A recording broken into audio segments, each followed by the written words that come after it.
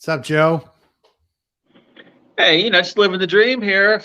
Bridging TradeFi and fintech folks into crypto. It's my battle every day. That's your mission. I'm Yeah. sitting here trying to fucking get this episode with Roy out about his game Shadow War, which I'm really excited about. He's a couple of years away from launch, but the approach he's taking is really fucking exciting. It's really cool. So Yeah, I'm psyched to see that one because he's a brilliant person. Yeah, he really is. He's the shit he's thought of in this game is pretty amazing. Your first interview with him on Mission DeFi is still up, right? Yeah, it wasn't on Mission DeFi. It was on that NFT show. Oh. Yeah. Oh, so we don't have access to that anymore? No, we have access to it. I just haven't posted it up as part of the Mission DeFi stuff yet. Because I will when I have nothing fucking else to do. Yeah, I know. It just never ends. Fucking TradingView hit me for $1,200 today. Sounds like some expense to material indicators. It is. Good. It is exactly. I immediately went in and made that transfer. Oh yeah, my new electric Mercedes G-Wagon. No, that I wouldn't get away with, but definitely those expenses. Yeah, no, but I'm teasing on that, of course. But because I manage 5 TradingView accounts because fucking TradingView. I'm gonna do a little rant here, a little TradingView rant. Love their product, love their platform, love their tools. Think they're brilliantly run company. They have a function in TradingView that is alerts, right? So you can use all this rich data in their system, and you can use your company's indicators to create signals, or an indicator that you've bought to create signals to execute trades. Those signals can be webhooks, SMS messages, emails, and they can go out and execute trades, right? Mm-hmm. But they make this assumption that the highest anyone would ever need is like 250 signals. And now it used to be 1,000, but for some reason they decided a quarter of that was a better idea, right? And rather than have a method to allow you to pay and add to one account another 1,000 or another 1,000 or another 1,000. I have 2 accounts that have 1,000 because I'm grandfathered in, as long as they allow me to be grandfathered in, right? But they don't have a way for you just to buy in fucking bulk to add alerts to your account, right? And I assume it's because they want to make more money on me having to have multiple accounts, but it's a pain in the ass and makes the user experience horrible. And if I have an opportunity to program our indicators outside of TradingView, I'm going to do it like that. Right. And that's, $3-4 grand a year in fees that they're missing out on. And I would even pay more than that to have it all in one account.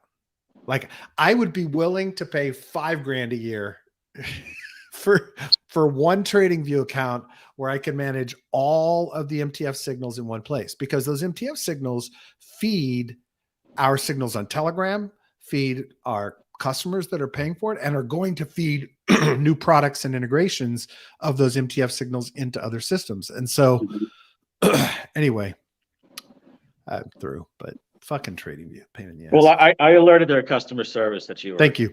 Had a request. Yeah. So. Thank you. And, let them know I'm bad mouthing them, and I'm going to tweet about what I just said ranting about them. And then I'm in the middle of editing this thing. I get off, I hop onto Twitter. I am the last year of Gen X, right? I was born in 1965, right? And that's the last year. Some argue that goes a little bit further back than 65. But every qualified delineator of the generations says that Gen X starts 1965, goes to 1980, right? So 42 to 57.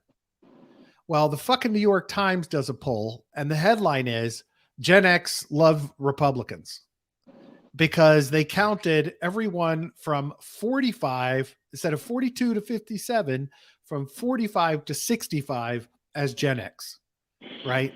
And it's like, that's how you got in, right? That's why they're calling me. That's it. That's why they're calling me.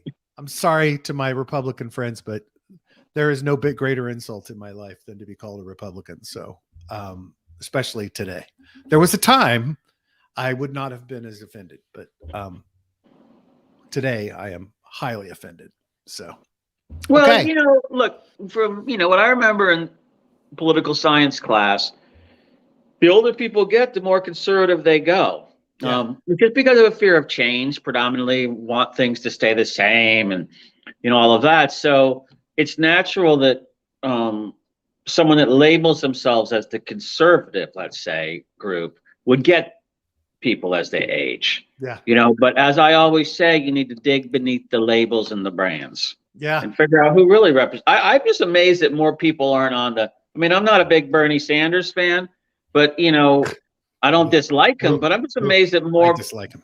Economic populists aren't, worshiping Bernie Sanders versus more authoritarian type people. It just surprises me because that's where all the stuff you missed out on in the American dream, Bernie Sanders is giving it away. Yeah. The authoritarians aren't giving it away to you. So I just don't get it. But hey, it teaches own. Yeah. Market's not moving much. Although I did see it. Where the fuck? Keith sent me an article saying this is Mark's, that the market structure is currently similar to, when was that big run up? November 2020 something. I can't find it. Anyway, saying that the market structure is very similar to, this big open run up, blah, blah, blah. So, well, that would be nice. Niblet says Bannon openly says he's a Leninist. Seems the political spectrum is a pretzel. Look, on the farthest left reaches of left wing, the who were used to be left wing. I don't know what the fuck they are now. It's spun back around to they're like over to Trump now. I don't know what the fuck's going on in the world, man. It's a crazy world. Anyway, markets are stabilizing. Wait. Before you go. Look, it's again what we talked about before. It's that it's easier when the social media algorithms, and I'm not demonizing them. I'm just saying they give you what you want. And they move you around the different labels. And again, that's what I say. People don't know what the labels mean. Like Leninist, what the hell does that mean? Is that like somebody in between Marxism and communism? Lenin was more of an intellectual communist. That's the operational. Yeah, I'm like, what the hell?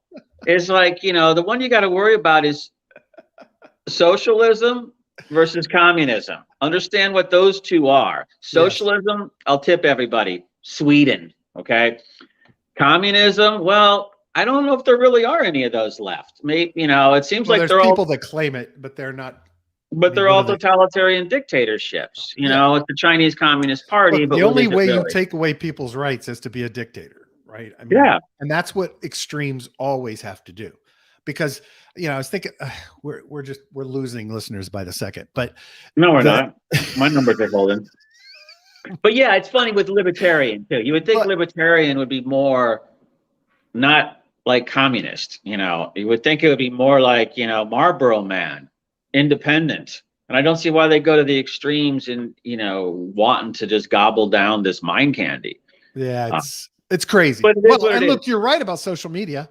I watched a fucking, I don't know why, somebody pointed me to something and I watched 30 seconds of a Jordan fucking, what's his name? Peterson, that crazy dude.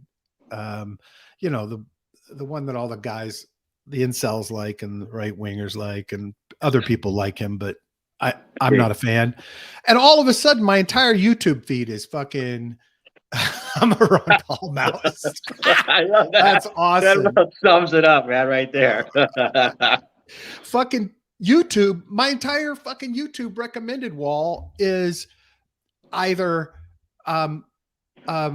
personal, what is it? Self-improvement videos and fucking right-wing nut jobs. From watching one fucking Jordan Peters, whatever his name is, one fucking video, my entire YouTube wall becomes right-wing and self-improvement gurus. I'm like, what the fuck? Well, I mean, look, I'm glad to see that there's a drive there for self-improvement. I mean, it shows that, look, community colleges, it's like free. The software classes you showed yesterday for everybody, that stuff's free. So I'm glad people are out on a quest for it. But watching the Jordan Peterson video or watching somebody rant about it, I saw somebody ranting about something from like the 40s or whatever earlier today. And it's like, that's not self-improvement. That's circle in the drain. Okay? Look what Sean wrote. I get nothing but shitcoin crap on my feed. The algos must be broken. No, Sean, it's because you watch this show. It's all that BTC DeFi hedonistic stuff you're following. It's our fault entirely. You watch something called DeFi Lunch every fucking day, dude. That we are the algorithm. Renora said, in the Fed, abolish the fascist executive expansionary powers like the CIA and the FBI. All right, cool. I'm in.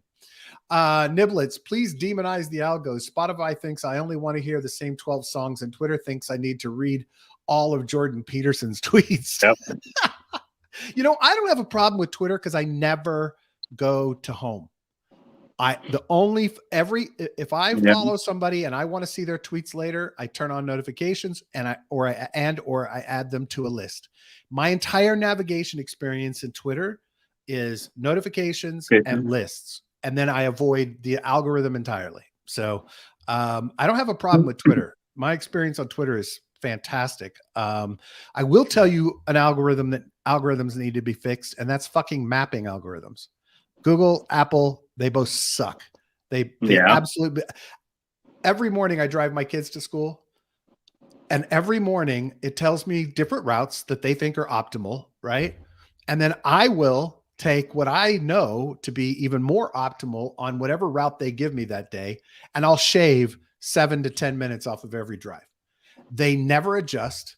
They never say, oh, okay, wow, this guy every single fucking day, he cuts 7 to 10 minutes off. Maybe we should adjust our algorithm. It's the minivan algorithm, dude. Exactly.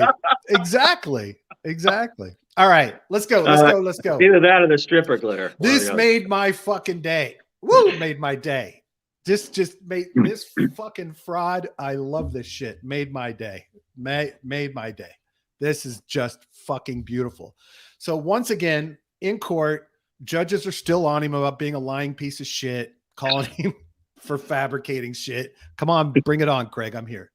And you guys are neighbors, right? Yeah, that's it. So he claims in his account, he claims all these Bitcoin addresses as his, right? He claims all of these Bitcoin addresses as his. Well, guess what? He doesn't have the keys to 145 of them. So the guy that does hold the keys to 145 of them wrote on the blockchain, Craig Stephen Wright is a liar and a fraud. He doesn't have the keys used to sign this message. It's fucking beautiful. Absolutely beautiful, because now this will be used in court, right? This will be used as proof that he has been fucking lying about fucking everything. So this absolutely made my day yesterday. I was so happy to see. I want this. Oh my God, I want this man broken, begging in the streets. Well, in my quest to continuously learn, go back to that quote for a second. Yeah, that says about the Lightning Network. Oh, he went on about about what stuff that they can do to improve Bitcoin. Oh, okay. He wants to improving on-chain capacity. Unfortunately, this is not just a change, a constant in the code, or to allow powerful participants to force out others. We are all Satoshi. So yeah, I wasn't sure if Craig Wright was claiming founding that as well. That's what I was kind of trying to tie together. Nora says, if I'm mispronouncing your name, type out the pronunciation for me, please. Nora says, some people claim they can create an AI god. They can't even make self-checkouts work. That's pretty fucking good. I love it. Sean says, simple measure, shitcoiner equal liberal equal Mac user. Bring back the 80s, the 1880s, please. Okay, well, not a liberal, am a Mac user, and definitely a shitcoiner. So I don't know. I'm 2 out of 3, Sean. You're 3 out of 3, aren't you? Sean's telling me this quote is old news. I don't know. It just hit my feed yesterday, so I'm fucking loving it. He got past this and his lies continue. He said, "That's old Right. newsman. How come I never As saw John's this?" looking back at his timestamps to figure out when he wrote the message. Oh, 20 fucking 20. Well, you know what? It's news to me. Wow, Right. that happens sometimes when I noticed that it'll have like other articles you might be interested in on some of these sites, and you go and look over, and it's like, Bitcoin down 7%. Yeah. You're like, what the fuck? And it's Well, like, 2019. Speaking of scammers or frauds, Laura Shin has Do Kwon on her show. And I only got through about the first 15 minutes driving back and forth this morning. But, she doesn't hold back. She pushes him hard. And, look, he's claiming, what were the things I caught first? It was fun. It was fun. Yeah, that was good too. He's claiming that he didn't see the publicly posted PDF of his arrest warrant. And it's like, dude, we know you looked at the fucking arrest warrant. Maybe his attorneys told him not to look at the arrest warrant, but I don't know how you resist looking at the arrest warrant. But he was in social. He was doing stuff in social though, right? What do you mean? He was active in social media during the time when the arrest warrant was posted. It wasn't like he had turned his phone off for a couple of weeks, right? Yeah. No, he was. Okay. He was. So he thought he's lying. He doesn't want to disclose his location due to personal safety issues, but he's not on the run, but refuses to say what country he's in. And his funds the Korean government saying that his funds being frozen is misinformation, that it is not true. And then as I got out of the car, she started grilling him about movement of Bitcoin being done by, what are they called? The Terra Luna Mafia. I can't remember what they're called. Yeah, something. Anyway, she started asking him about that. And he seemed to be waffling a bit there, but I have not finished it. So I don't know. Did you catch any of it? No, but what Do Kwon's answer is, dude, I didn't really do any of that stuff. That was the CFO's job. My job was to go out and promote and sell an overzealous vision to the community to get everybody excited. And obviously I made a mistake. Yeah. Evidently this is some reporting on it. He's claiming he created a persona online, and that's not really him. That arrogant. His online brand, shit poster. Yeah. He says that they're going after him for political reasons. I don't know what he's running for. Oh, he's Taiwanese? No. Somebody, a Taiwanese jumped from. A Taiwanese man killed himself thanks to Do. He says he takes full responsibility for the weakness in terrorist design that couldn't survive the cruel market condition. Niblet says Do Kwon takes the Ken Lay defense. Oh, Niblet's reaching back. I love it. Oh, going for the having a heart attack on the way back from the trial so you don't get to sentencing, that part? Exactly. So that nobody can touch your assets, your conviction gets vacated, and your wife skates off with all the money. Fucking amazing. It's incredible. It's a pretty big coincidence. Yeah, absolutely. But anyway, he's not telling where he lives. Look, he's fucked. I don't see how he gets away with, not having some criminal impact on him, but maybe he will. He claims the law is legitimate. And Laura did tell him, I will say this. He claims that the arrest warrant is legitimate because the law in Korea, it's called the FSC, which is a combination of the SEC and the CFTC in Korea, that the law actually, they didn't get into the details of it, but the law actually doesn't have the authority that the prosecutors are claiming it has the authority to do. And Laura had a Korean attorney on, or legal specialist on, last week, who actually agrees with him and says that the FSC, if I think it's called the FSC in Korea, is overstepping its bounds, and that it actually doesn't have the authority under this specific provision to issue an arrest warrant for him, but that there may be other things within the law that he's done. Yeah. I just never liked that defense, when you're going against the person who's bigger than you and saying you don't have the authority. What's the first reaction going to be? To say, oh yeah, I don't have the authority? All right. you know, Yeah. and you go do whatever you can do, and then maybe it gets unraveled in 10 years in the courts Yeah. because maybe you didn't. But that's like eggs them on. Again, I just think however much was lost or whatever. I don't know that number exactly, but I think that you have to be one. I didn't intend for this to happen, and the fictitious brand persona is a great play into that strategy. I didn't mean for anybody to lose money. I'll cooperate 100% with the Korean financial authorities. But, I'm not going to tell everybody where I am, so my defense team can work unmolested. And I don't want perhaps some of the more unsavory people that may have invested in the platform to be, I feel like I'm in danger of my life at this point. Yeah. What the fuck? I mean, you basically do everything that gets everybody to want to work with you and then start getting ready to write a big fucking check. Yep. I mean, that's the only way out. Maybe get 6 months. Yeah, who cares? Go work on your golf game, get a master's, get a PhD, club fed, whatever. Get this albatross off your neck. Not a big deal. Niblets, by the way, back to the Ken Lay thing and said, thanks for the Gen Xers getting the reference. You're right, buddy. Eamon said, oh, sweet. The interview with Do Kwon is out with Laura. Definitely got to hear that. The one with the attorney and friend was interesting for sure. Yeah. Like I said, I haven't finished it yet, but trying to get this episode out with Roy, but yeah. Very interesting. But what Eamon said too is like, look, if you're in a position where you're not saying publicly you don't have the authority, but then you get your 18 lawyers in a room with their 6 lawyers, and you say, look, we all know you don't have these lawyers, and say to the other lawyers, look, we all know you don't really have the authority, but what's it going to take to make this go away?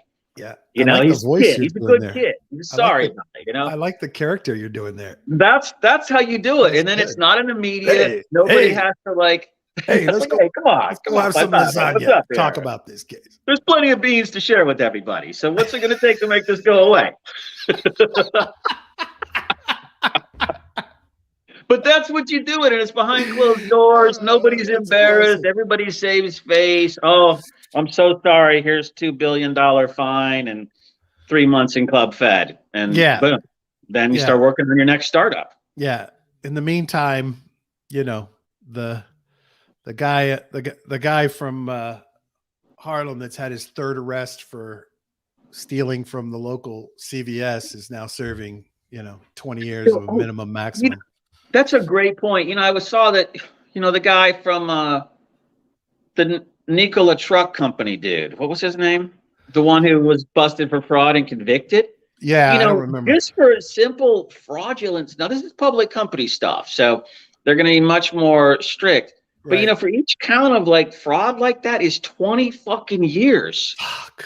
He's got 4 convictions. Holy and same shit. with like the Theranos person, Elizabeth Holmes. Yeah. These are, you go out and lie to investors in a public company, you go to jail for 20 years.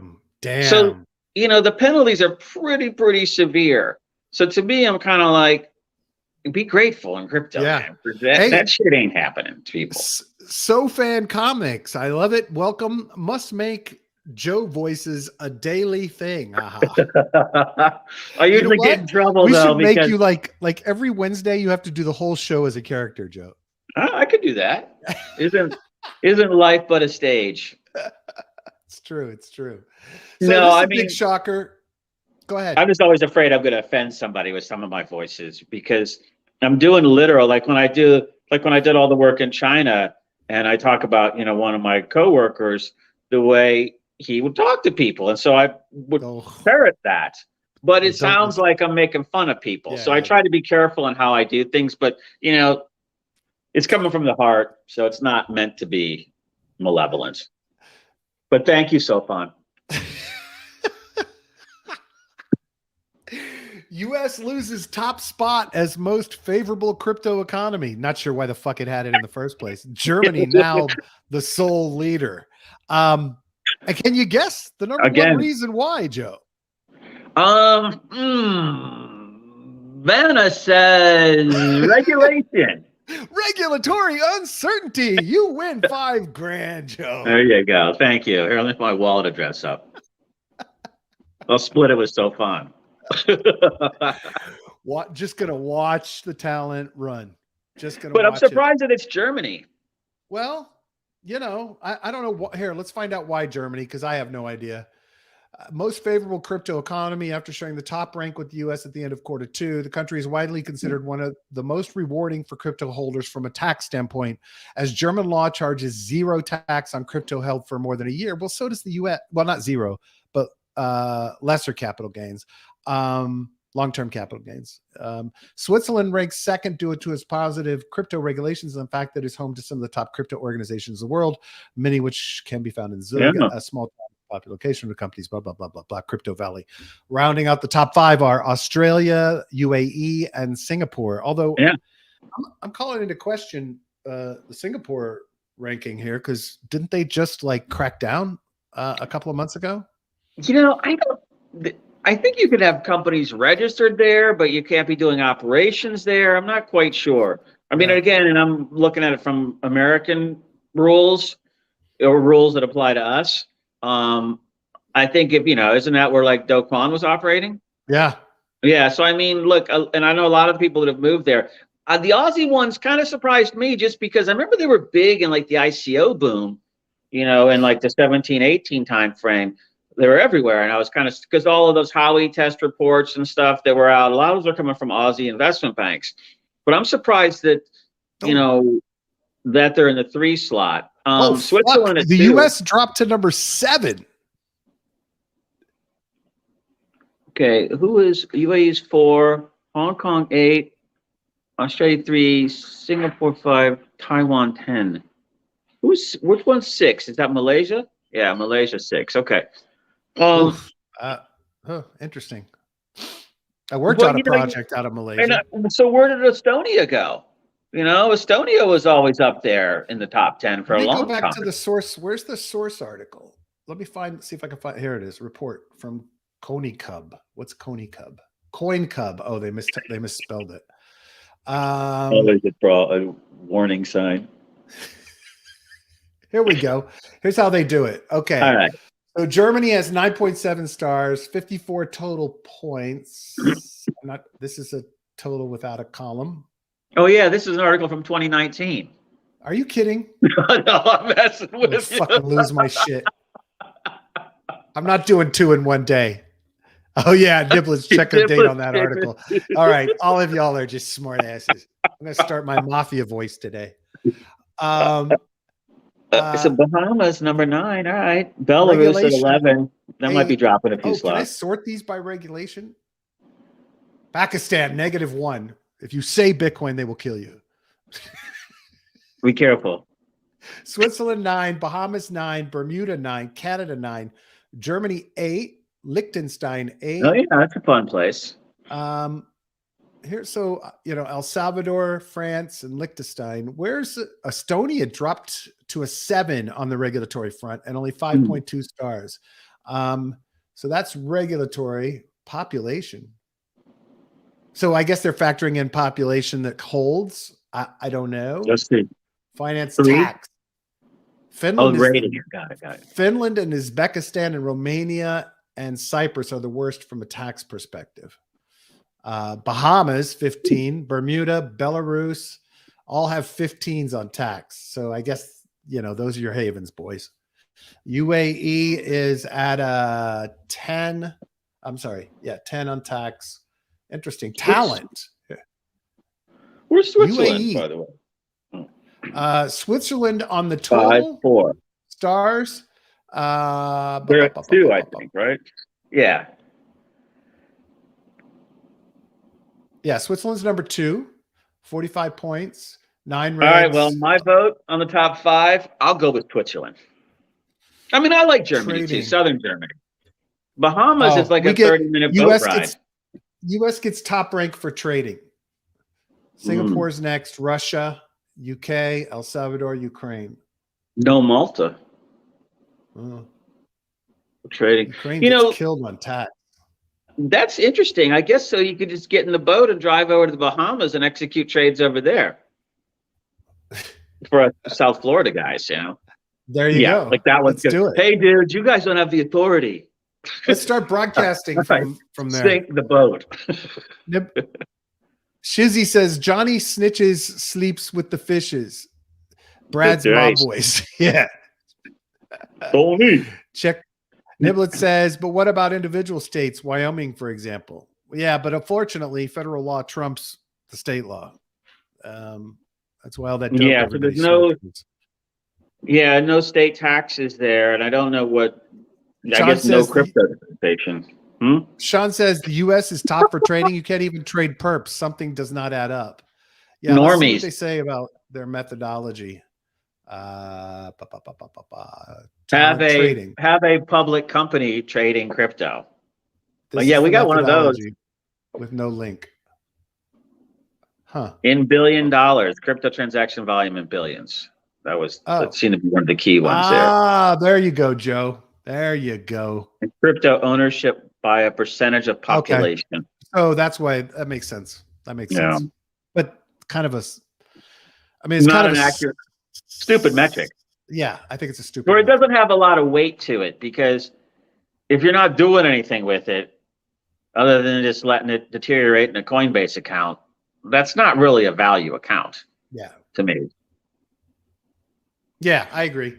Well, look, USB deserves to drop to 7, and we're gonna watch a talent leave. Oh, lots of talk about Lugano in there. Yeah. I'll tell you what, Lugano, it's one of my favorite places in the world. What? Why are we talking about Lugano? Yeah, I was saying about how they legalized Bitcoin tender. It's like a little, I don't know, part of Switzerland, but they kind of canton, I think they call them. It's not its own country, is it? No, but it has a unique sort of, it's like Italian status. Switzerland. Yeah. It's like there's, I love it because it has all the Italian Dolce Vita with enough of the Swiss precision that it doesn't annoy you. So, it's like it's just a cool blend. Yeah. But that's, look, you have so much fun there too. And it's like about an hour or so north of Milan, if I'm not mistaken. But in that lake country, or this is just, I think, north of, the Italian lake country, Como, Maggiore, all of that. And actually they do have a lake, Lago Lugano. Yeah, that's but beautiful. Yeah, look, you're just chilling there, doing cafe society, and it's just quiet and pretty. Oh, this one's going on the list for when the kids go. It's very hip. And you get to Venice in a couple hours, you get to the big Swiss city, Milan. One of my favorite parts of the world. And then just to the fucking gorgeous. An hour or so to the west is the Alps. So you have the Italian Alps there, and then you've got, I think, above it to the east, the Dolomites, which is a really cool mountain formation. A lot of history too. If you ever read Hemingway's book, what was that? I think it was Farewell to Arms. You still have the safe house there? Wait, we're on the air? Do you still have your safe house there in Lugano? No hablo inglés.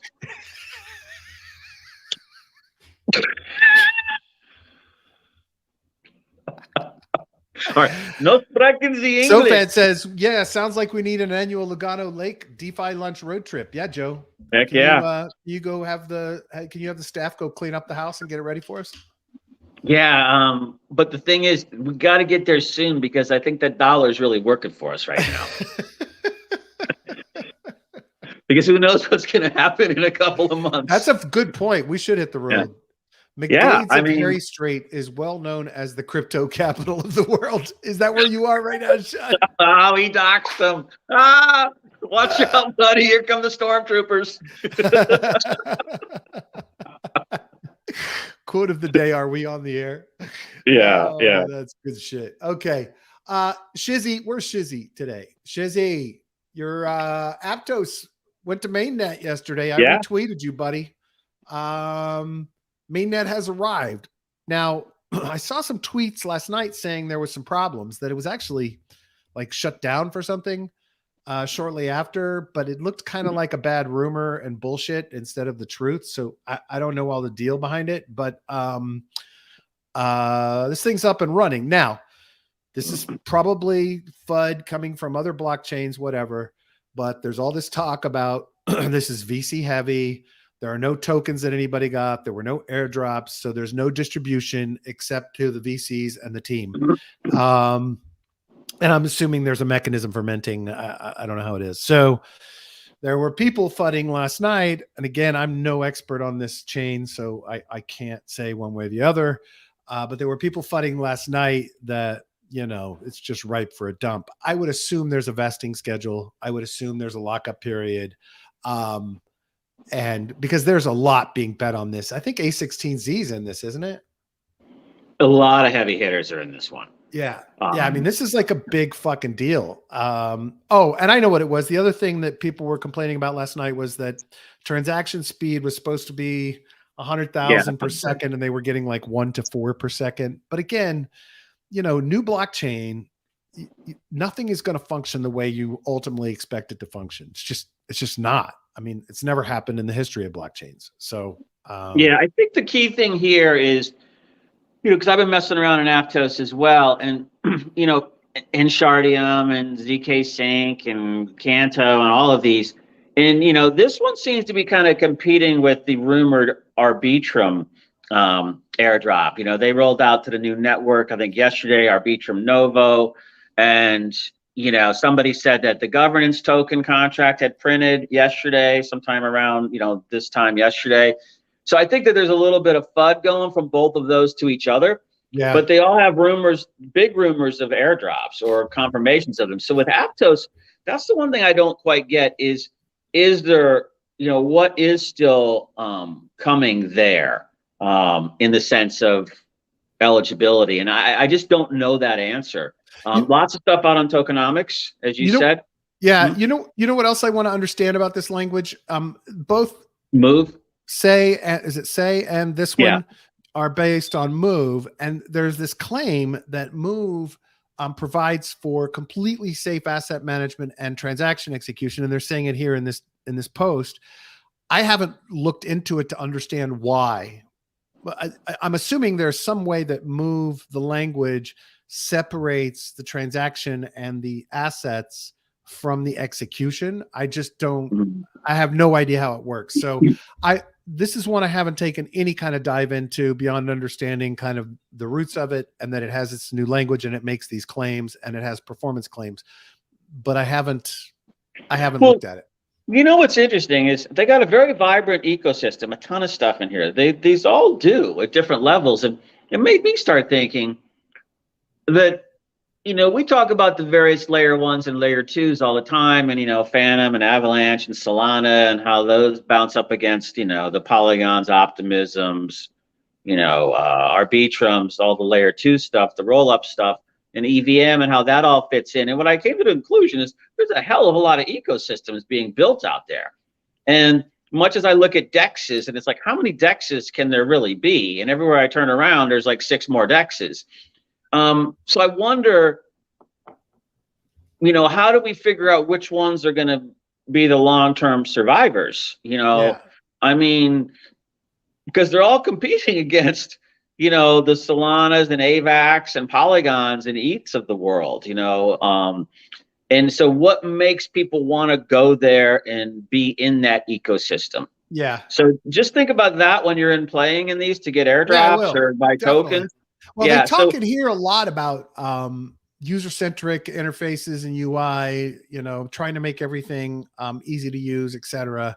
But look, I think long-term is the right words to use in that comment that you were just making, Joe, because I think we have so much adoption to go and so much room to grow that I don't think you can count out any of the major chains or the well-backed chains in the foreseeable future, because I think there is so much, like, there are going to be chains that do integrations with banks. There are going to be chains that do integrations with fintech, and there'll be integrations with the retailers. I mean, there's going to be so many opportunities.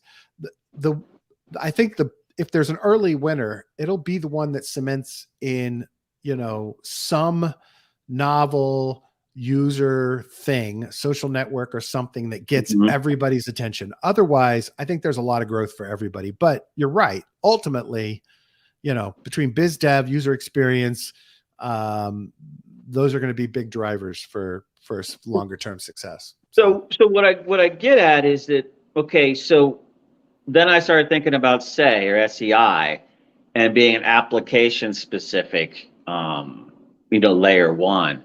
And I started thinking more because we've been talking about Cosmos and Atom, forever. Like, Yeah. what is it exactly? Is it the between the nodes? Is it the layer 0? Is it layer 3, or is it hub and spoke? It has all these things that fit a future world of all chains being, somehow piped together and interacting in different ways. So that's what I'm going to start taking a look at. Say now, also if you're chasing airdrops too, I think you spend more time digging through the small ones that are on test nets or go on to the next one and play there. Yeah. Because that's what I've noticed is that a lot of the stuff on Aptos, had to be there a long time ago doing stuff. Okay. All right. Whereas Arbitrum, you could still do stuff, and the other ones. But I guess what I'm saying is that I agree with you. There's we talk about like what the credit card companies are doing with banks or what MetaMask is doing directly in. There's a huge tsunami of users and money coming to the space. That's right. From institutional and retail.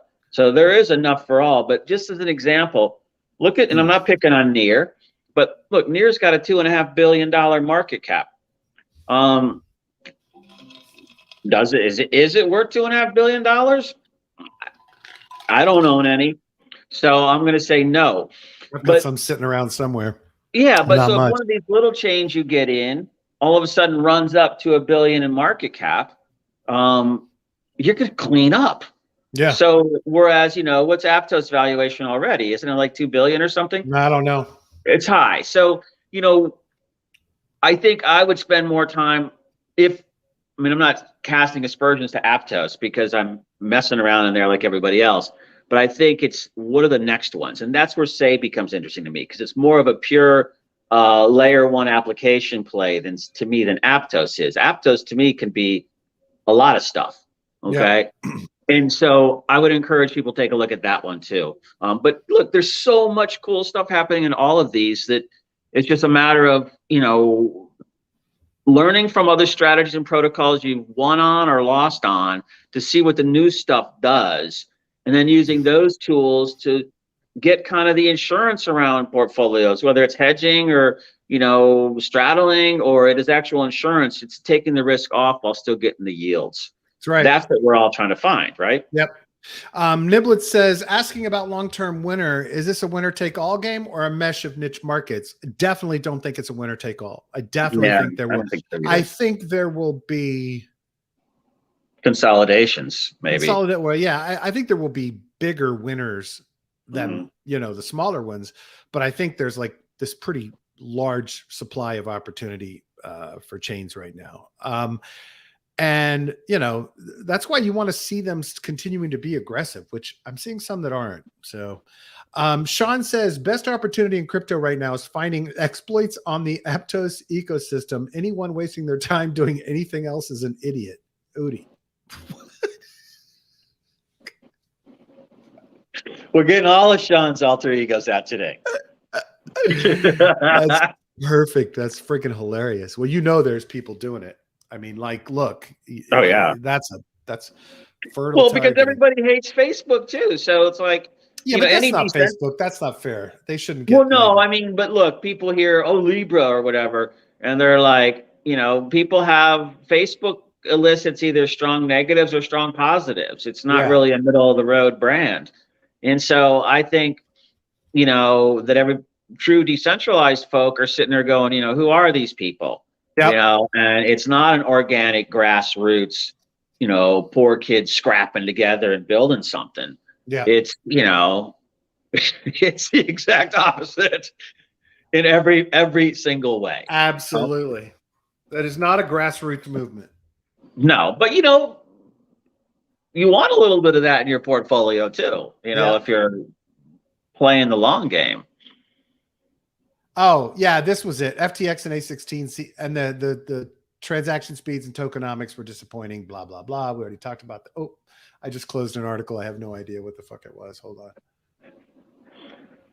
Well, FTX is in there too. I don't know that. This is interesting. I want us to take a deeper dive, Joe. I think this one's right up your alley. A autonomous, data-driven treasury management protocol. Evidently, it's a kind of a set it and forget it solution for managing your treasury. Don't know all the details of it, but I got the impression it's investing, management, custodian, everything you could think of for your treasury, payouts, whatever, supposedly built in. So AERA, right? Yeah, AERA. And let me see if there's anything else we must get to. Oh, now Aptos is being called a Solana killer. Well, see, somebody was saying that, but again, That's why? silly. Okay, wait, what is AERA? What is the handle? Oh, hold on. Is it AERA Ed Research? It is AERA Finance on Twitter. AERA Finance. Let me blow that up for you. Got it. Since you're not Thanks. Since you don't qualify for Gen X, I want to make sure you can read it. Yeah, man. The world's just beating up on us Gen Xers. One of the largest banks in France scores regulatory approval for crypto arm. Societe Generale. I have no idea how to say that, but because I'm not French. But keep hearing news. More and more banks. More and more banks. More and more banks. Our theory is coming true, Joe. I mean, we all knew it was going to get here. Yep. I mean, it just makes sense. I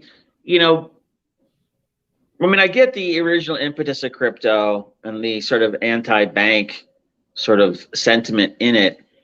I think that was a big result of 2008 and all that nonsense, obviously. But I think that, they're never going away. Okay. And well, look, yeah. And I want to bring in people into the market. Go ahead. The money has to come through them right now. That's where the money comes from. So ultimately, they are going to have some role. And so we can either transform them with DeFi and blockchain. We can at least let them be a channel in and continue to innovate and revolutionize finance over here. Right. So it's a balancing act, but at the end of the day, it's the same balancing act that's this constant debate in crypto, Bitcoin, DeFi, general crypto, shitcoins, whatever, is you don't want to embrace banking because you're trying to change the way money is managed for people. But at the same time, that's where all the fucking money is. And so it's like, how do you push adoption? Well, how do you make people feel safe about it? How do you make people feel welcome about it? Well, one of the ways you do that is you have banks selling it to them. And then they can take that next step. Look, all of us started on Coinbase, right? I haven't opened the fucking Coinbase interface I know when I opened it for a tax report. We all migrate away because we discover the power of what's there. And so I think it's a balancing act. I don't want the banks to own it, but at the same time, I do want them to be a channel. So, well, yeah, you have to look. If it's a revolution you're looking for, the better way is to co-opt the powers that be. And the way you co-opt them is by showing them how they make more money using it. Yep. That's the beauty of this. This is, you and I have been talking about this for 5 years, but it's, and I always remember, I think my example was always a stellar back then, but it was that, to wire money to say, pick an African country, I'll say Nigeria. That costs a lot of money and takes a long time. At least it did 5 years ago, but you could do it in Stellar, the crypto thing instantly for 10 cents. Right. So if you're the bank who's charging $500 for this service, to wire money, get money to an account in Nigeria, why wouldn't you use the crypto platform and do it for 10 cents versus the probably $300 it's going to cost you to do it the regular way? Right. So to me, that economic incentive is such a driver. They just don't, they're getting it now, of course, but it has to be framed up as a fiduciary thing to groups like this that have a shitload of money. True. Because then they have to go for the profit. Yep. And the profit is what makes us better off and advances this space. So it is a necessary evil. Yep. I agree. I think that's all I got for today, Joe. I have a couple of Yeah. other things, but KlimaDAO, you said 1 year anniversary, and you've got 20,000 more or 20x more tokens. It's good news, Joe. Yeah, it's You're been a rich. good year, man. I'm only down 99.9%. So Lots of tokens. But I'm I've got the joking tokens. yeah, I'm just teasing I've got all the tokens. because I like what they do, and I see so much. Are they really doing something though? I mean, Like the Polygon thing, getting Polygon net carbon neutral. Okay, but I mean they're cutting deals like that. What I I'm don't saying know. is the climate. I hear differing things about the what is it? Climate credits, right? Carbon credits. That on some hands they're legit, on another hand they're a scam. I'm not speaking There's as different someone types. knowledgeable, right? Yeah, there's different types. Some are like what I've learned from other climate groups is that some are like a forest that's going still. Okay, so when you buy those carbon credits, it just keeps holding that, I guess, carbon neutralizing factory in place. Others are more like kind of what they call dead carbon credits, which is something from the past that's going to have no impact on the future. So there is a problem in that. And it is a messy in climate. We could talk about that for weeks. Yep. People have very strong beliefs on that. So, but I think every little bit helps. If you could get the economic incentives where people want to go carbon neutral or negative, like mining operations, and this facilitates it, great. If it doesn't, well, somebody else will. Sean asks, so have we moved on from the unbanked narrative? No, we absolutely have not. Like one of the best ways through to that is that, in the US, a large segment of that unbanked population are people from other countries. So money transmittal is a great way to connect to those. And we have to get a lot better at making that easy on both ends. Because if you're sending grandma money in another country, grandma needs to know how to deal with the crypto, right? And there needs to be easy ways to do that. The huge missed opportunity in the US, which I don't understand. So I know somebody that owns check cashing stores, right? And they're always next to or in a liquor store. Of course. And they prey on the unbanked. They prey on immigrants. They prey on poor people. And they are getting regulated away.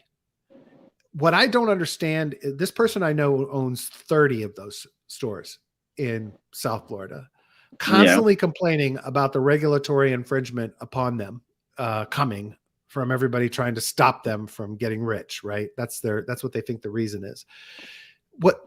What I have never understood is that for the last 5 years, every single one of them knows the capabilities and power of crypto. They know that a majority of their customers are people sending money home and that Western Union is gouging them and fucking them.